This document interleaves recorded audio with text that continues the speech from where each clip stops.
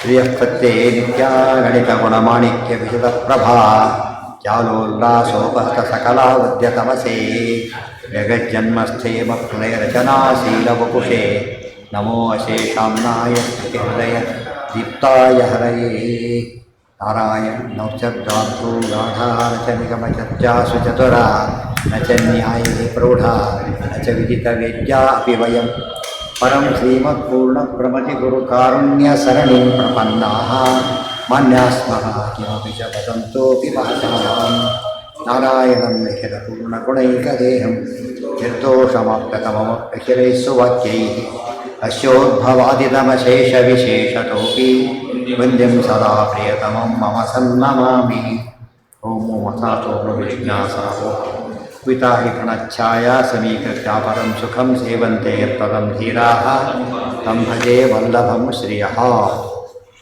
ಓಂ ಜೈಮಿನ್ಯುಕ್ತಂ ಮಾನುಷಾಣಾಂ. ಇದು ಸಾಧನ ಅಂದರೆ ಅದು ನಾವು ಪ್ರಾಕ್ಟೀಸ್, ಅದೇ ಯೋಗ ಶುರುವಾಗೋದು ಹಾಗೆ. ದೊಡ್ಡವರು ಏನೋ ಪ್ರಸಾದ ಕೊಡ್ತಾರೆ, ರೋಗ ವಾಸಿ ಆಗುತ್ತೆ. ಅದಕ್ಕೆ ಹೇಳಿ ಸತ್ವಗುಣ ಜಾಸ್ತಿ ಇರುತ್ತೆ, ಸತ್ವಗುಣ ಜಾಸ್ತಿ ಇರುತ್ತಲ್ಲ, ತೊಗೊಂಡ ತಕ್ಷಣ ತಮೋಗುಣ ವಾಸಿ ಆಗುತ್ತೆ. ಸಿಂಪಲ್, ಅರ್ಥ ಆಯ್ತಾ? ಅದು ವೆರಿ ಗುಡ್. ಯಾರು ಕೆಟ್ಟವ್ರು ಏನು ತೊಗೊಂಡ್ರೆ ರೋಗ ಶುರುವಾಯ್ತು. ಯಾಕೆ? ಕರೋನಾ ಬಂದ ತಮೋಗುಣ ಎಲ್ಲ ಕಡೆ ತುಂಬ್ಕೊಂಡ್ಬಿಟ್ಟಿತ್ತಲ್ಲ, ಹೊರಗೆ ಓಡಾಡ್ಬಿಟ್ಟು ಏನು ಅದೇ ಯಾವಾಗಲೂ ಎಚ್ಚರ ಇರುತ್ತೆ. ರೋಗಕ್ಕೆಲ್ಲ ಮೂಲ ತಮೋಗುಣನೇ. ಅದಕ್ಕೆ ಅದು ಮಾರಿ ದೇವತೆ ಆರಾಧನೆ ಮಾಡ್ತಾರೆ. ಮಾರಿ ಎಂಬ ಪದ ಎಲ್ಲ ಕೆಟ್ಟ ರೋಗಕ್ಕೆ ಸಂಕೇತ. ಮಾರಿ ದೇವತೆ, ಮತ್ತು ಅದರಲ್ಲಿ ಶುದ್ರ ದೇವತೆ ಬೇರೆ, ಸಾತ್ವಿಕ ದೇವತೆ ಬೇರೆ. ಅವರು ಫೈನಲ್ ಕಂಟ್ರೋಲ್ ಮಾಡೋ ಸಾತ್ವಿಕ ದೇವತೆನೇ, ಗೊತ್ತಾಯ್ತಾ? ಉಪವಾಸನೆ ಮಾಡಿದವರು ಸಮಸ್ಯೆ ಬರೋದೇ. ಅದಕ್ಕೆ ವ್ಯವಸ್ಥತ್ವ ಇದ್ದ ಕಾಲಕ್ಕೆ ಇದು ಬಂದಿತ್ತು, ಮಾರಿ ರೋಗ ಬಂದಿತ್ತು ಊರಲ್ಲಿ. ಬಟ್ ಏನು ಮಾಡಿದರು ಅವರು? ಅಂಜಿಕೆಯನ್ನು ಅಂಜಿಸುವುದು ಯಾಕಮ್ಮ ಅಂಜೋದ್ಭವನೆಮ್ಮ ಅಂಜಿಸಿದರೆ ಲೋಕ ಅಂಜದಿರುವುದಾಯಿತು ದುರ್ಗಾ ಸ್ತೋತ್ರ ಮಾಡಿದ್ರು ಕನ್ನಡದೊಳಗೆ. ಬರೀ ಪ್ರಾಸ. ಅಂಜಿಸುವುದು ಯಾಕಮ್ಮ ಕಂಜೋದ್ಭವನಮ್ಮ, ಕಂಜೋದ್ ಬ್ರಹ್ಮದೇವರ ತಾಯಿನಿ ದುರ್ಗಾದೇವಿ. ಅಂಜಿಸಿದರೆ ಲೋಕ ಅಂಜದೇ ಇರುವುದೇ. ನೀವು ಹೆದರಿಸಿದರೆ ಯಾರು ಹೆದರೋದಿಲ್ಲ. ಸಿಂಹ ಬಂದರೆ ಕಾಮ ಕೊಡೋಕ್ಕಾಗ್ತದ? ಇವು ಅನುಗ್ರಹ ಮಾಡಬೇಕು, ಆದಷ್ಟು ಇವರು ಉದ್ಧಾರ ಮಾಡಿ ಅಂತ ಕೇಳ್ತಾರೆ. ಅವ್ರ ರೋಗೆಲ್ಲ ವಾಸಿ ಆಯಿತು ಅಂತ ಹೇಳ್ತಾರೆ, ಗೊತ್ತಾಯ್ತಿಲ್ಲ. ಭದ್ರ ಸ್ತೋತ್ರ ಹೇಳ್ತಾರೆ, ಸತ್ವಗುಣ ಜಾಸ್ತಿ ವಾಸಿ ಆಗ್ಬಿಡ. ಅದಕ್ಕೆ ತುಂಬ ರೋಗ ಉಲ್ಬಡಿಸಿಬಿಟ್ರೆ ವಿಠ್ಠಲಸಹಸ್ರನಾಮ ಹೇಳಿ ಅಂತ ಹೇಳ್ತಾರೆ. ಯಾರು ಗೊತ್ತಾ? ಆಯುರ್ವೇದದಲ್ಲಿ ಚರಕ ಶಿಶ್ರಿತ ಇದ್ದ ಅವ್ರು ಹೇಳ್ತಾರೆ, ತುಂಬ ಉಲ್ಬಣವಾದ ರೋಗ ಗಂಟು ಬಿದ್ದರೆ ವಿಠ್ಠಲಸಹಸ್ರನಾಮ ಹೇಳಿ ವಾಸಿ ಆಗುತ್ತೆ. ಕಾರಣ ಏನು? ಬರೀ ಸತ್ವಗುಣ ಪ್ಯಾಕಡೋದು, ಗೊತ್ತಾಯ್ತಿಲ್ಲ. ಒಂದೊಂದಕ್ಕೂ ದೂರ ಅರ್ಥ. ಅದೇನಾಗುತ್ತೆ ತಕ್ಷಣ ಹಾಗೆ ವಾಸಿ ಆಗುತ್ತೆ. ಭಗವಂತನೇ ರೂಪ ಸತ್ವಗುಣ, ಅಮೃತ ಕೈಲಿ ಹಿಡ್ಕೊಂಡಿದ್ದ. ಎಲ್ಲ ರೂಪಗಳು ಹಾಗೇನೆ, ವಿಶೇಷ ಅಷ್ಟೇ. ಆಗ ನಮಗೆ ಪ್ರಶ್ನೆ ಉತ್ತರ ಸಿಗುತ್ತೆ. ಎಲ್ಲಿ ದೇವರು ಎಲ್ಲಿ ಬರ್ತು, ಹೇಗೆ ವಾಸಿ ಆಗುತ್ತೆ ಅಂತ ಕೇಳ್ತಾರೆ. ಆಗುತ್ತಲ್ಲ, ಈಗ ಸತ್ವಗುಣ ಅಂತ ಹೇಳಿದ ಮೇಲೆ ವಾಸಿ ಆಗಲೇಬೇಕು.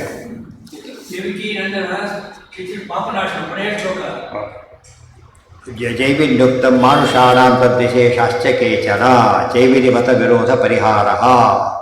ಇಲ್ಲಿ ಜೈವಿನಿ ಒಂದು ಮಾತು ಹೇಳ್ತಾರೆ, ಅತ್ರ ಚ ಜ್ಞಾನಂ ಸ್ವತಂತ್ರವೇವ ಸ್ವರ್ಗಾದಿ ಸಾಧನಂ ಕಿಂತು ಕರ್ಮ ಇವ. ಗೊತ್ತಾಯ್ತಾ? ನಾ ಜ್ಞಾನ, ಜ್ಞಾನ ಪ್ರಧಾನ ಅಲ್ಲ, ಕರ್ಮನೇ ಪ್ರಧಾನ ಅಂತ ಹೇಳ್ತಾರೆ. ಜ್ಞಾನಂತೂ ಕರ್ಮಶೇಷತ್ವ ತತ್ ಸಾಧನತ್ವೇನ ಉಚ್ಯತೆ.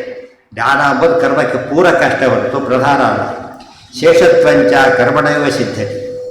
ಪುರುಷಾರ್ಥೇ ಅತಿಶಯ ಆದಾಯಕತ್ವವಿತಿ. ಶೇಷತ್ವ ಪುರುಷಾರ್ಥವಾದೋ ಯಥಾ ಅದ್ದೇಶು ಇತಿ ಜೈಮಿನಿಯತ ಸೂತ್ರ ಇತ್ಯಾದಿ ಸೂತ್ರೈ ಪೂರ್ವಪಕ್ಷಯಿತ್ವ ಅಧಿಕೋಪದೇಶಾತ್ ಬಾದರಾಯಣಸ್ಯೈವ ತದ್ದರ್ಶನಾದಿತ್ಯಾದಿನ ಸ್ವತಂತ್ರಸ್ಯೈವ ಜ್ಞಾನಸ್ಯ ಸ್ವರ್ಗಾದಿ ಸಾಧನತ್ವಂ ಪುನಃ ಸಿದ್ಧಾಂತಿತಂ. ಅದಕ್ಕೆ ಹೇಳ್ತಾರೆ, ಹಾಗಲ್ಲ, ಜ್ಞಾನಕ್ಕೆ ಪ್ರಾಧಾನ್ಯ. ನಮಗೆ ನೋಡೋದಕ್ಕೆ ಏನನ್ನಿಸುತ್ತೆ? ಒಂದು ಹುಲಿನ ಸಿಂಹನ ಬಂದಿದೆ ಅಥವಾ ಹಾವು ಬಂದಿದೆ ಅಂತ ತಿಳ್ಕೊಳ್ಳಿ. ಇವರು ನೋಡಿದ ಹಾವು ಅಂತ ಗೊತ್ತಾಯಿತು, ಉದ್ಧಾರ ಆಗಲಿಲ್ಲ, ಓಡದ ಬದುಕಿದ. ಸೊ ಓಡೋದು ಕರ್ಮ. ಸೊ ಉಳಿಸಿದ್ಯಾದವನ್ನ ಕರ್ಮ ಉಳಿಸ್ತ ಅಂತಾರೆ. ಕರ್ಮ ಉಳಿಸ್ತ ಅಂತಂದರೆ ಕರ್ಮನೇ ಶ್ರೇಷ್ಠ ಅಂತ ಅವ್ರ ಮಾಡ. ಗೊತ್ತಾಯ್ತಾ? ಅದಕ್ಕೆ ಹೇಳ್ತಾರೆ, ಅಲ್ಲ ಅದನ್ನು ಓಡಕ್ಕೆ ಹೋಗಿದ್ದು ಜ್ಞಾನ ತಾನೇ. ಮತ್ತು ತಿಳಿಸಿದ್ದು ಜ್ಞಾನ, ಓಡೋದು ಹೇಳಿದ್ದು ಜ್ಞಾನ ಆಗುತ್ತೆ. ಆದ್ದರಿಂದ ಯಾವುದದು? ಜ್ಞಾನನೇ ದೊಡ್ಡದು. ಅದ್ರ ಹಾಗೆ ಮಾಡೋದಿಲ್ಲ ಅವರು. ಲಾಂಗ್ ಎಕ್ಸಾಂಪಲ್ ಅದು. ನೋಡಿದೆ ಓಡಿದ ಬದುಕಿದ್ದೀನಿ ನೀನೀಗ, ಆದ್ದರಿಂದ ಓಡೋದೇ ದೊಡ್ಡದು, ಕರ್ಮನೇ ದೊಡ್ಡದು ಅಂತ ಹೇಳ್ತಾರೆ. ತಪ್ಪು. ಜೇಬುಗಳು ಸರಿಯಾಗಿ ಹೇಳಿದ್ದಾರೆ, ತಪ್ಪು ಅರ್ಥ ಮಾಡಿಕೊಂಡ್ರು ಬೇರೆಯವರು. ಉತ್ತರ ಏನಂದ್ರೆ, ಇನ್ನೊಂದು ಉತ್ತರ, ಓಡ್ತಾ ಹೋಗ್ತಾ ಇದ್ದಾನೆ ಕಟ್ಲೆಯಲ್ಲಿ, ಅವ್ನು ಗೊತ್ತಿಲ್ಲ ಹಾವು ಬಂದ್ಬಿಟ್ಟಿದೆ, ಅದು ಕರ್ಮನೇ ಆಯ್ತಲ್ಲ. ಕರ್ಮ ತುಳಿದಾಗ ಯಾಕೆ ಎಷ್ಟು ಉಳಿದ ಅದು ಎಲ್ಲೆಲ್ಲಿ, ಅದಕ್ಕೆ ಆಚಾರ ಹೇಳಿದೆ, ಎಲ್ಲೆಲ್ಲಿ ತಪ್ಪು ಮಾಡ್ತಿರೋದು ಬೇಸಿಕ್ ರೀಸನ್ ಯಾವುದು ಅಂದರೆ ಅಜ್ಞಾನನೇ ಕಾರಣ. ಮನಸ್ಸಿಗೆ ಪರೆಯ ಜ್ಞಾನೇ ಇಬ್ಬರ ದುಃಖ ತರ. ಕತ್ಲೋಗೋದು ತಮೋಗುಣ, ಅದಕ್ಕೇನು ಕಾಣಿಸ್ತಾ ಇಲ್ಲ. ಬೆಳಕಿರೋ ತತ್ವಗುಣ ಪ್ರಕಾಶಕ, ಬೆಳಕಿದ್ರೆ ಜ್ಞಾನ ಬರುತ್ತೆ. ತಮೋಗುಣದ ಜ್ಞಾನ ಬರೋದಿಲ್ಲ. ಆದ್ದರಿಂದ ಸರಿಯಾಗಿರ್ತಾರೆ. ದುರ್ಗಾದೇವಿ ಯಾಕೆ ಉಪಾಸನೆ ಮಾಡಬೇಕು ಅಂದರೆ ಬಂಧನ ಬಿಡಿಸುವ ದೃಷ್ಟಿಯಿಂದ ಕಂಟ್ರೋಲ್ ನೀವೇ. ಆದ್ದರಿಂದ ನೀವು ಕಾಪಾಡಿ. ಜೈವಿನ್ಯುಕ್ತ ಮಾನುಷಾಣಂ ತದ್ವಿಶೇಷಾಶ್ಚ ಕೇಚನ. ಪುನಃ ಜ್ಞಾನಶೇಷಸ್ಯ ಕರ್ಮಣ ಏವ ಸ್ವರ್ಗಾದಿ ಸಾಧನತ್ವ ಮಾನುಷ ಜ್ಞಾನೇ ವಿಷಯ ನ ಕೇವಲಂ ಜೈವಿನ್ಯುಕ್ತಂ ಕಿಂತು ಸ್ವರ್ಗಾದಯಃ ಕರ್ಮಣೈವ ಜ್ಞಾನೇನ ಇತ್ಯಪರೇ ವಿದುಃ ಅದೃಷ್ಟಮೇವ ಜ್ಞಾನೇನ ದೃಷ್ಟಂ ದೈವೋಪಲಭ್ಯತೆ ಇತಿ ಕೇಚಿದ್ವಿಧಃ ಪ್ರಾಹುಃ ಇತ್ಯಾದಿನ ಉಕ್ತಾಃ ತದ್ವಿಶೇಷಾಃ ಜೈವಿನಿವತೈಕದೇಶಾಃ ಯೇ ಕೇಚನ ತೇಪಿ ಮಾನುಷಾಣಾಂ ಕಥಮೇತೇಷಾಂ ಜೈವಿನಿವತ ಏಕದೇಶತ್ವಮಿತಿ ಚೇತ್ ಸ್ವತಂತ್ರಸ್ಯ ಜ್ಞಾನಸ್ಯ ನ ಸ್ವರ್ಗಾದಿ ಸಾಧನತ್ವಮಿತ್ಯೇತಾವತ್ಯಂಶೇ ಸಾಮ್ಯಾತಿಥಿ ಬ್ರೂಮಃ. ಜೈವಿನಿಗಳು ಜೈವಿನ ಏಕದೇಶ ಅಂತ ಕರೆದು, ಒಟ್ಟು ಕರ್ಮವೇ ಪ್ರಧಾನ, ಜ್ಞಾನ ಸೆಕೆಂಡರಿ ಅನ್ನೋ ವಾದ ಎಲ್ಲಿ ಬರುತ್ತೋ ಅದು ಜೈವಿನಿ ಸೂತ್ರಗಳ ಅಪಾರ್ಥ ಮಾಡಿಕೊಂಡಿದ್ದರೆ ಫಲ. ಆ ಟಚ್ ಎಲ್ಲೆಲ್ಲಿರುತ್ತೋ ಅದೆಲ್ಲ ಕೂಡ ಏನದು ಜೈವಿನಿಗಳ ಕಾನ್ಸೆಪ್ಟನ್ನು ಫಾಲೋ ಮಾಡ್ತಾರೆ ಅಂತ ಅರ್ಥ. ತಪ್ಪರ್ಥ ಮಾಡ್ಕೊಂಡು ತಪ್ಪರ್ಥ ಮಾಡಿ ಸರಿಯಾಗಿ ಫಾಲೋ ಮಾಡ್ತಾರೆ. ಅಂದರೆ ರಾಗ್ ರೋಡಲ್ಲಿ ಫಾಸ್ಟ್ ಆಗೋದ್ರೆ ಹಾಗಾಗಿ ರಾಗ್ ರೋಡಲ್ಲಿ ಫಾಸ್ಟ್ ಆಗೋದು ಆ ಥರ ಆಗಿರೋದು ನಡೀತಾರೆ. ಹಾಗೆ ಇವತ್ತು ನಿಮಗೆ ಆಶ್ಚರ್ಯ ಅಂದರೆ ಹೇಳೋದೇ ಇಲ್ಲ. ಮನೆಗಳಲ್ಲಿ ಇದರಲ್ಲೂ ಕೂಡ ಮಕ್ಕಳಿಗೆ 6 ಸಬ್ಜೆಕ್ಟ್ ಓದಿಸ್ತಾರೆ. ಒಂದು ಸಬ್ಜೆಕ್ಟ್ ಜಾಸ್ತಿ ಹೇಳೋದಕ್ಕೆ ಬರಲ್ಲ ಇವರಿಗೆ. ಮನೆಯಲ್ಲಿ ಒಳ್ಳೆ ಮಾತಾರು ಹೇಳಬಾರ್ದು, ಕೊನೆ ಪಕ್ಷ ಹೇಳೋದೇ ಇಲ್ಲ. ಅದರಿಂದ ಏನಾಗುತ್ತೆ ಅವರಿಗೆ ಸ್ಕೂಲ್ ಸಿಕ್ಕೇ ಒಂದು ಆರಾಮಿದ್ದಾರೆ ಬೋದಕ್ಕೆ ಅಷ್ಟೇ. ಅದು ಎಷ್ಟು ತಪ್ಪು ಮಾಡ್ತಾರೆ ಅಂದರೆ ಅದು ಎಲ್ಲಿ ಬರಬೇಕು, ಮನೆಯಿಂದ ಬರಬೇಕಾದ್ರು ಕೂಡ ವಿಜ್ಞಾನ ಹೊರಗೆ ಬರುತ್ತೆ, ಅಧ್ಯಾತ್ಮ ಮನೆಯಲ್ಲೇ ಬರಬೇಕಾವ. ಅದಕ್ಕೆ ಶುಚೀರಾಮ್ ಶ್ರೀಮತಾಂ ಕೇಹೆ ಯೋಗ ಭ್ರಷ್ಟೋಭಿ ಜಾಯಿ ಅಂತ ಮನೇಲಿ ಹುಟ್ಟಬೇಕಾದ್ರೆ ಏನಾಗಿರಬೇಕು, ಭಾರಿ ಪುಣ್ಯ ಮಾಡಿರಬೇಕು ಅಂತ ರಿಪ್ಲೇಸ್ ಮಾಡೋಕ್ಕಾಗೋದಿಲ್ಲ. ಸಾಮಾನ್ಯಂ ಭಗವತ್ರೋಕ್ತಂ ದೇವಾದೀನಾಂ ವಿಶೇಷತಃ. ಸಾಮಾನ್ಯ ಜನರಲ್ಲಾಗಿ ಹೇಳಿದ್ದು ಭಗವಂತ. ಅದು ಕೆಲವು ವೈದ್ಯರುಗಳು ಹೇಳಿದ ಅಂಶ ಯಾರಿಗೆ ಅಪ್ಲಿಕ್ ಹೋಗಲ್ಲ ಅಂದರೆ ಯಾರಿಗೆ ಇನ್ನೂ ಕೂಡ ಜ್ಞಾನ ಬರೋ ಹಂತದಲ್ಲಿಲ್ಲ ಅವರಿಗೆ ಕರ್ಮ ಮಾಡಿಸ್ಬೇಕು. ಕರ್ಮ ಮಾಡಿ ಮಾಡಿ ಏನಾಗುತ್ತೆ ಅವರಿಗೆ ಜ್ಞಾನ ಬರುತ್ತೆ, ಅಷ್ಟೇ ಬರುತ್ತೆ. ದೇವತೆಗಳಿಗೆ ಹಾಗಲ್ಲ, ಜ್ಞಾನನೇ ಯಾವಾಗಲೂ ಇರುತ್ತೆ. ಅಂತಂದು ಹಾಗಿರುತ್ತೆ. ದೊಡ್ಡವರಿಗೆ ಯಾವಾಗಲೂ ಹೇಳ್ತಾರೆ, ಚಿಕ್ಕ ಮಕ್ಕಳಿಗೆ ಹೇಳೋದಿಲ್ಲ ಜಾಸ್ತಿ. ಏನು ಮಾಡ್ತಾರೆ, ಹೀಗೆ ಮಾಡಿದ್ರು. ಅದಕ್ಕೆ ನೋಡಿ ಕಲಿ ಮಾಡಿ ಕಲಿ ಅಂತ ಒಂದು ಪ್ರಿನ್ಸಿಪಲ್ ಇದೆ ಪ್ರೈಮರಿ ಸ್ಕೂಲಿಗೆ. ಏನು ಮಾಡ್ತಾರೆ, ಸಾಮಾನ್ಯ ಮಾಡಿಸಿ ಆಟ ಗೀಟ ಕೂಡ ಫಸ್ಟ್ ಶುರುವಾಗಿ ಸುಮ್ಮನೆ ಆಟ ಆಡಿಸೋದು ತಪ್ಪೆ. ಆ್ಯಕ್ಚುಲಿ ಆಟದ ಪ್ರಿನ್ಸಿಪಲ್ ಹೇಳಬೇಕು, ಗೊತ್ತಾಯ್ತಾ? ಅದಕ್ಕೆ ಸ್ಪೋರ್ಟಿವ್ ಸ್ಪಿರಿಟ್ ಅಂತ ಕರೀತಾರೆ. ಏನರ್ಥ ಅದಕ್ಕೆ? ಇವತ್ತು ಸ್ಪೋರ್ಟಿಂದೇ ಸ್ಪೋರ್ಟಿವ್ ಅಂತ ತೊಗೊಳೋದಿಲ್ಲ, ಸ್ಥಿತಿ ಬದಲಿಗೆ, ಗೊತ್ತಾಯ್ತಾ? ಸ್ಪೋರ್ಟೇ ಸ್ಪೋರ್ಟಿವ್ ಅಲ್ಲ, ಅದು ವಾರ್ ಸ್ಪಿರಿಟ್ ಇರೋದಿರ್ತಾರೆ. ಹಾಗಿರಬಾರ್ದು. ಸ್ಪೋರ್ಟಿವ್ ಅಂದರೆ ಏನು, ಆಟದಲ್ಲಿ ಸೋಲುಗಾರಲ್ಲ ಲೈಟಾಗಿ ತಗೋತಾರಲ್ಲ ಹಾಗೆ, ಗೊತ್ತಾಯ್ತು? ಆ ರೀತಿಯಲ್ಲಿ ನಿತ್ಯ ಜೀವನದಲ್ಲೂ ತೊಗೊಳ್ಬೇಕು ಅಂತ ಅರ್ಥ. ನಿತ್ಯ ಜೀವನದಲ್ಲೂ ಕೂಡ ಇವತ್ತಿನ ಸೋಲು ನಾಳೆ ಗೆಲುವಿಗೆ ಕಾರಣ ಆಗಲಿ ಅಂತ ತಿಳ್ಕೊಬೇಕೇ ಹೊರತು ಡೆಸ್ಪೆರೇಟಾಗಿ ಕೊಡಬಾರ್ದು. ಇಷ್ಟು ಸಂದೇಶ. ಆಗ ಆಟ ಕೂಡ ಏನಾಗ್ತಾ ಇತ್ತಾಗ ಇದು ಎಜುಕೇಟಿವ್ ಆಗಿಬಿಡೋದು. ಇವತ್ತು ಎಜುಕೇಷನ್ನೇ ಆಟ ಮಾಡಿಬಿಟ್ಟಿದ್ದಾರೆ, ಉಲ್ಟಾ ಪಲ್ಟಾ ಆಗಿಬಿಟ್ಟು. ಇದು ಎಜುಕೇಟಿವ್ ಆಗೋ ಚಾನ್ಸೇ ಇಲ್ಲ. ಸಾಮಾನ್ಯ ಅದಕ್ಕೆ ಹಿಂದೆ ಕ್ರಿಕೆಟ್ ಬಗ್ಗೆ ಹೇಳ್ಬೇಕಾದ್ರೆ ಹೇಳಿದ್ದೆ 11 ಜನ ಹಾಗಾಗಿ 5 ಒಬ್ಬ captain, 5 batsman, 5 bowlers, mind captain, 5 ಜ್ಞಾನೇಂದ್ರಿಯ, 5 ಕರ್ಮೇಂದ್ರಿಯ, ಗೊತ್ತಾಯ್ತಾ? ಎಲ್ಲ 3 ವಿಕೆಟ್ಗಳು, ಗೊತ್ತಾಯ್ತು? ಕಾಮ ಕ್ರೋಧ ಲೋಭ ಇದ್ದಾಗ ಔಟ್ ಮಾಡ್ತವೆ ಅಂತ ಅರ್ಥ. ಬೌಂಡ್ರಿ ದಾಟಿಬಿಟ್ರೆ 4, ಚತುರ್ವಿಧ ಪುರುಷಾರ್ಥ ಬರ್ತದೆ.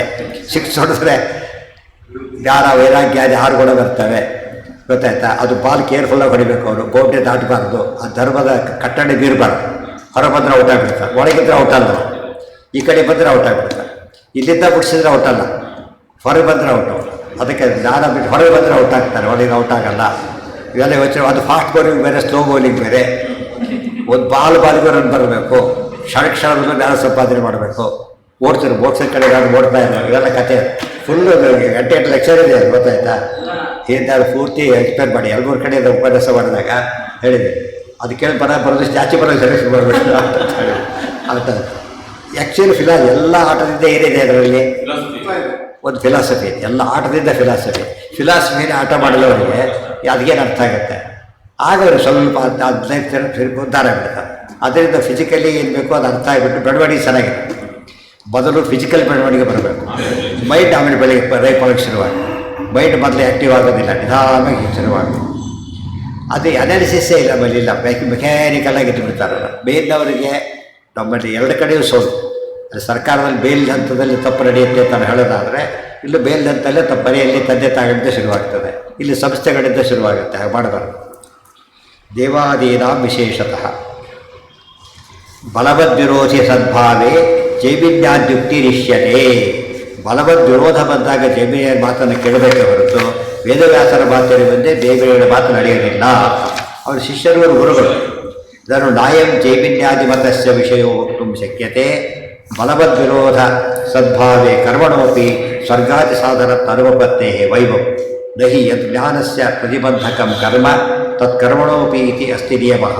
ಲೋಕೆ ಅನ್ಯಥಾ ದರ್ಶನಾತ್ ಫಲಪ್ರತಿಬಂಧಕ ಕರ್ಮಸದ್ಭಾವೇ ಕಥಮಿತಿ ಚೇತ್ ತದಾ ಸ್ವರ್ಗಾದಿ ಸಾಧನಂ ಕರ್ಮೈವ ನೋತ್ಪದ್ಯತೆ ಉತ್ತಮರ್ಮ ಪ್ರತಿಬದ್ಧಂ ತಿಷ್ಠತಿ ಇತಿ ಕೋ ವಿರೋಧ ಹಿ ನಹಿ ಬಲವದ್ವಿರೋಧಿ ಸದ್ಭಾವೇ ಸರ್ವತ್ರೈವ ಜೈಮಿನ್ಯಾದಿಯುಕ್ತಿರಿತ್ಯತ ಉಕ್ತಂ ಯಂಚ ವ್ಯವಸ್ಥಾ ಪೂರ್ವವ್ಯವಸ್ಥೆಯ ಉಪಸ್ಕರ್ತವ್ಯ ಅನ್ಯಥಾ ವಿರೋಧಾಪತ್ತೇರಿತಿ. ಯಾರು ಒಂದು ಮಾತು ಏನು ಹೇಳಿದ್ರು, ರಚಕರ್ಮ ವಿಭಾವನ ಕಾಲ ಗುಣ ಪ್ರವೃತ್ತೀಶಂ ವಚಿತ್ತರು ತಥ್ಯ ಅಂತ ಹೇಳಿಬಿಟ್ಟಿದ್ದಾರೆ. ಅದು ಹೇಳಿದ್ದಕ್ಕೆ ಇಲ್ಲಿ ವಿವರಣೆಗಳಿಷ್ಟು ಕೂಡ. ಬಟ್ ಎಲ್ಲ ಪುರುಷಾರ್ಥಗಳು ಕೂಡ ಜ್ಞಾನದಿಂದ ಸಿದ್ಧಿ ಆಗೇ ಆಗುತ್ತೆ ಎಂಬುದು ಸಿದ್ಧಾಂತ. ಅದನ್ನೇ ಸರ್ವೇಪಿ ಪುರುಷಾರ್ಥ ಸ್ಯುಹು ಜ್ಞಾನಾದೇವ ರಸಂಶಯ. ಆಚಾರ್ಯ ಬಂದು ಜ್ಞಾನಾದಪಿ ಅಂತ ಹೇಳಿಲ್ಲ, ಜ್ಞಾನಾದೇವ ಅಂತ ಹೇಳಿದ್ರಿಂದ ಇವುಗಳು ಎಲ್ಲ ಮತಗಳು ಅದರಿಂದ ಹೋಯ್ತದೆ. ಮತ್ತು ಕಾಮಚಾರಾಧಿಕರಣ ಅಂತ ಕರೀತಾರೆ. ಕಾಮಚಾರಾಧಿಕರಣ ಅಂದರೆ ಏನು? ಜ್ಞಾನ ಬಂದ ಮೇಲೆ ಇಷ್ಟಪಟ್ಟಾಗಿರ್ಬೋದು ಅಂತ, ಇಷ್ಟಪಟ್ಟಾಗಿರ್ಬೋದು. ಎಲ್ಲಿ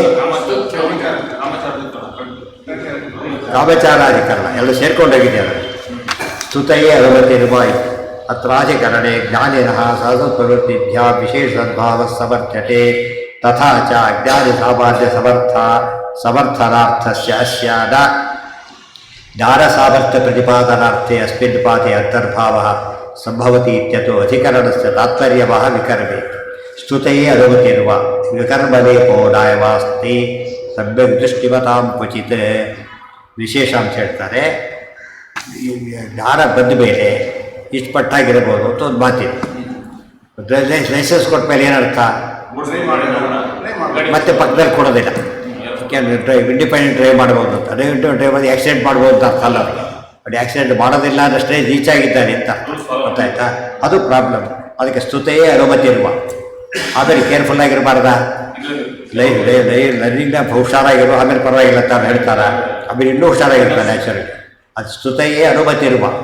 ಒಂದು ವಿಷಯದಲ್ಲಿ ಯಾವಾಗ ಜ್ಞಾನ ಬಂತೋ ಅವ್ರು ಹೇಗಾರಿರೋದ್ರೆ ಕೆಟ್ಟದಾಗಿರೋದಿಲ್ಲ. ಅದಕ್ಕೆ ಭಗವಂತ ಏನು ಹೇಳ್ತಾರೆ ಕೊನೆಗೆ, ಅರ್ಜುನ ಇಷ್ಟೊತ್ತು ಹೇಳಿದ್ದೇನೆ ವಿಮರ್ಶಯಿತ ದಶೇಷೇಣ ಯಥೇಚ್ಛಸಿ ತಥಾಕು. ಇಷ್ಟಲ್ಲಿ ಹೇಳಿದ್ದೇನೆ, ಯೋಚನೆ ಮಾಡು, ಇಷ್ಟ ಬಂದಾಗ ಮಾಡು ಅಂತ. ಯೋಚನೆ ಮಾಡು, ಇಷ್ಟ ಬಂದಾಗ ಮಾಡು. ಈ ಮಾತು ಮತ್ತೆ ಹೇಳಿಬಿಟ್ಟಿದ್ರೆ ಅದು ಈ ಸ್ಟೇಜಲ್ಲಿ ವಿಚಾರ ಮಾಡೋಕ್ಕೆ ಬರೋದು, ಮೊದಲೇ ಸ್ಟೇಜ್ ವಿಚಾರ ಮಾಡೋಕ್ಕೆ ಬರೋದಿಲ್ಲ.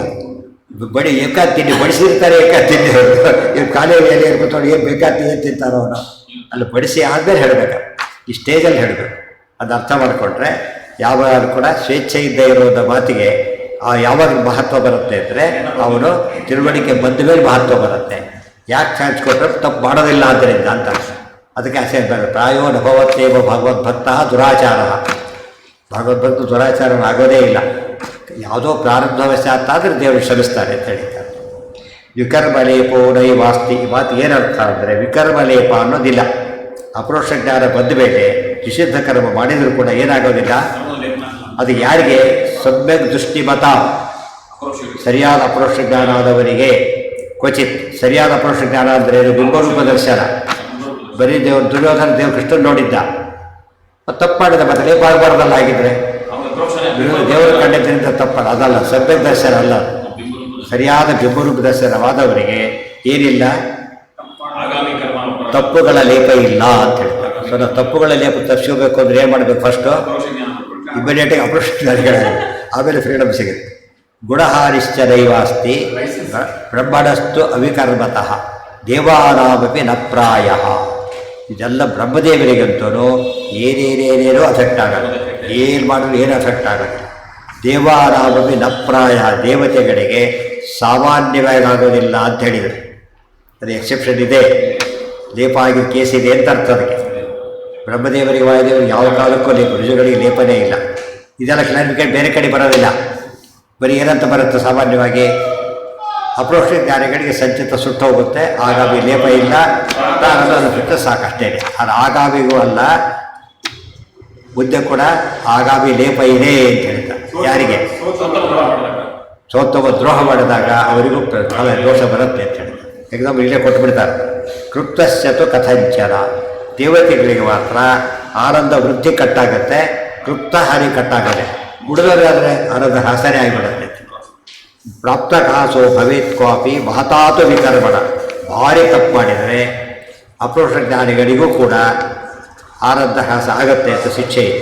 ತಥಾಪಿ ತತ್ಕೃಪ್ತಮೇವ ದೃಷ್ಟಾಂತ ಕೊಡ್ತಾರೆ. ಚಂದ್ರ ಸುಗ್ರೀವಯೋಶ್ಚೈವ ಸ್ವಚ್ಛದಾನ ಪರಿಗ್ರಹಾತ್ ಪ್ರಾಪ್ತಹಾನಿ ರಘೂನ್ನೈವ ಕೃಪ್ತಹಾನಿ ಕಥಂಚನ. ದೃಷ್ಟಾಂತ ಚಂದ್ರ ಮತ್ತು ಸುಗ್ರೀವ. ಚಂದ್ರ ಗುರುಪತ್ನಿ ಗಮನ ಮಾಡಿದ್ದು, ಸುಗ್ರೀವ ಅಡ್ಡರ ಪತ್ನಿ ಗಮನ ಮಾಡಿದ್ದು. ಅವರಿಬ್ಬರು ಕೂಡ ಸೋತ್ತವರು ಮಾಡಿದ್ದರಿಂದ ಏನಾಯ್ತು ಅವರಿಗೆ? ಪ್ರಾಪ್ತಹಾನಿ ರಘೂನ್ನೈವ ಕೃಪ್ತಹಾನಿ ಕಥಂಚನ. ಆನಂದ ಉನ್ನಾಹ ಕಟ್ಟಾಯಿತು ಹೊರತು ಕೃಪ್ತಾನಂದ ಕಟ್ಟಾಗಲಿಲ್ಲ. ದೇವರಿಗೆ ಕಡಿಮೆಯವರು ಮಾಡಿದರೆ ಅದು ಕಟ್ಟಾಗ್ತದೆ. ಇದು ಮೂರು ವ್ಯತ್ಯಾಸ ಇದೆ. ಬ್ರಹ್ಮದೇವರಿಗೆ ಯಾವ ಕಾಲಕ್ಕೂ ಯಾವ ಲೇಪನೇ ಇಲ್ಲ. ಯಾಕೆ? ತಪ್ಪೆ ಮಾಡಿ ಶುದ್ಧ ಭಾಗವತಾರ ವ್ರತರಾದ್ರಿಂದ ಪ್ರಸಂಗನೇ ಬರಲಿಲ್ಲ. ಉಳಿದವರಿಗೆ ಎರಡು ಭಾಗ ಇದೆ. ಸಣ್ಣ ಮೇಲೆ ಬೇವು ಮಾಡಿಬಿಡ್ತಾರೆ, ಭಾರಿ ದೊಡ್ಡದಾದರೆ ಬೇವು ಆಗೋದಿಲ್ಲ. ಭಾರಿ ದೊಡ್ಡದು ಎಕ್ಸಾಂಪಲ್ ಕೇಸ್ ಇದು. ಇದರಲ್ಲಿ ಬೇವು ಮಾಡಲಿಲ್ಲ, ಆನಂದ ಉನ್ನಾಹ ಕೊಡಲಿಲ್ಲ, ಕೃಪ್ತ ಹಾರಿ ಮಾತ್ರ ಲಾಸ ಇಲ್ದ ಮಾಡಿದ್ದು. ಉಳಿದವರಿಗೆ ಆದರೆ ಅದು ಆಗುತ್ತೆ. ಹ್ರಾಸೋಪಿ ಮಾನುಷಾದೀನ ಆನಂದಸ್ಯ ವಿಕರ್ಮಣ. ಮನುಷ್ಯರು ಬದಲಾದವರು ಯಾರಾದರೂ ಎಷ್ಟೇ ಕೆಲಸ ಮಾಡಿದರೆ ಏನಾಗುತ್ತದೋ ಆನಂದ ಹಾಸನೆ ಆಗುತ್ತೆ ಅಂತ ಹೇಳ್ತಾರೆ. ಅದರಿಂದ ತುಂಬ ಜನ ಏನು ತಿಳ್ಕೊಂಡ್ಬಿಟ್ಟಿದ್ದಾರೆ, ಅಪ್ರೋಕ್ಷ ಜ್ಞಾನಿಗಳು ತುಂಬ ತಿಳ್ಕೊಂಡು ಮೊದಲೇ ತಪ್ಪು ಮಾಡ್ತಾರೆ. ಪಾಠ ಶುರುವಾದ ದಿವಸ ಅಪ್ರೋಕ್ಷ ಜ್ಞಾನಿಗಳು ಅಂತ ತಿಳ್ಕೊಂಡ್ಬಿಡ್ತಾರೆ. ಅಷ್ಟೇ, ಅಷ್ಟು ಅಲ್ಲಿಂದ ಶುರುವಾಗುತ್ತೆ ಭ್ರಾಂತಿ. ಬಟ್ ಏನೇನಾಗಿ ವಿನಾಶಕ್ಕೆ ಕಾರಣ ಆಗುತ್ತೆ. ಭವೇನ್ಮುಕ್ತವು ವಿಶೇಷೇಣ ಸ್ವಚ್ಛಾನಾಂ ಅಪರಾಧತಃ. ನೋಡಿ, ಸ್ವಚ್ಛಾನಾಂ ಅಪರಾಧತಃ ಇದು ಯಾವುದಿದು? ಆಚಾರ್ಯ ಅಲ್ಲಿ ಹೇಳಿದ ಮಾತು. ಏನಂತ ಹೇಳಿದ್ರು ಆಚಾರ್ಯ ತಾತ್ಪರ್ಯದಲ್ಲಿ ಹೇಳಬೇಕಾದ್ರೆ, ಜ್ಞಾನಿಗಳಿಗೆ ಶ್ರೇಷ್ಠಾಪರಾಧ ಧಾನ್ಯ ದೋಷಸ್ಯ ಲೇಪಃ ತೇಜೀಯಸಾಂ ನಿರ್ಣಯೋಯಂಬಿ ಶಾಸ್ತ್ರೇ.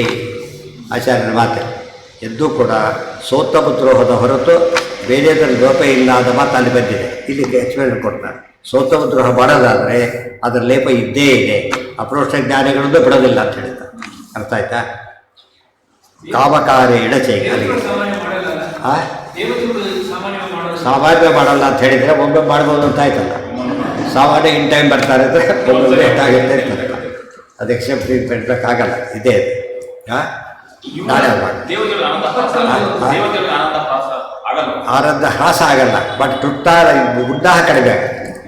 ಉನ್ನಾಹ ಕಡಿಮೆ ಹೇಳಿದ್ದಲ್ಲ, ಇನ್ಕ್ರಿಮೆಂಟ್ ಕಟ್ ಮಾಡೋದು ಆತ ಸ್ಯಾಲ್ರಿ ಬರ್ತದೆ, ಇನ್ಕ್ರಿಮೆಂಟ್ ಕಟ್ ಮಾಡೋದು. ಸಸ್ಪೆಂಡ್ ಆದಾಗಲೂ ಹಾಫ್ ಸ್ಯಾಲ್ರಿ ಕೊಡ್ತಾರಲ್ಲ. ಏನು ಹೌದಾ? ಇದೆ ಮುಂದೆ ಫಾಸ್ಟಾಗಿ ಇದೇನು ಅದಾದರೆ ಫಲಾಧ್ಯಾಯ ನೆಕ್ಸ್ಟ್ ಸರ್ವೇಂದ್ರಿಯ ಪ್ರೇರಕ. ಇದನ್ನು ಭಾಷೆ ಇವೆಲ್ಲ ಅಮಾವಾಸ್ಯೆ ಪಾಠ್ಯಗಳಿದೆ. ಮುಗಿಸೋದು ಬೇಡ, ಆಮೇಲೆ ಮುಗಿಸೋದು. ಇದು 2 ಶ್ಲೋಕ ಇದೆ, 2 ಮಂತ್ರ ಇದೆ. ಸರ್ವೇಂದ್ರಿಯ ಪ್ರೇರಕೇಣ ಶ್ರೀ ಪ್ರಾಣಪತಿ